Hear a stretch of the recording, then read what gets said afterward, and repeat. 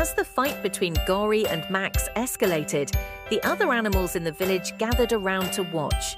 Some of them were shocked and amazed by the intensity of the fight, while others were worried and scared.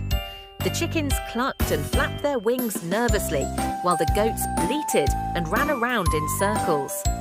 The horses neighed and whinnied, trying to calm Gari down.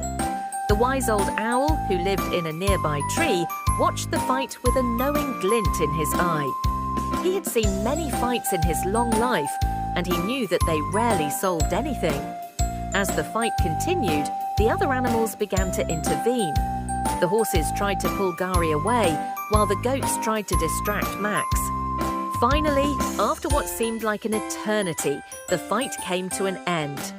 Gari and Max stood panting, facing each other with a mixture of anger and exhaustion.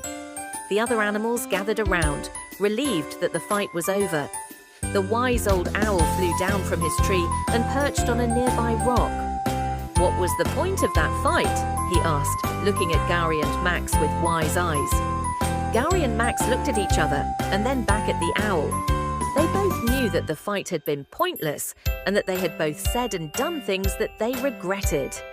"I'm sorry," Gari said finally, looking at Max with a mixture of sadness and apology. "I'm sorry too," Max replied, looking at Gari with a similar expression. The other animals nodded in approval, relieved that the fight was over and that Gari and Max had made peace. From that day on, Gari and Max were no longer enemies, but friends.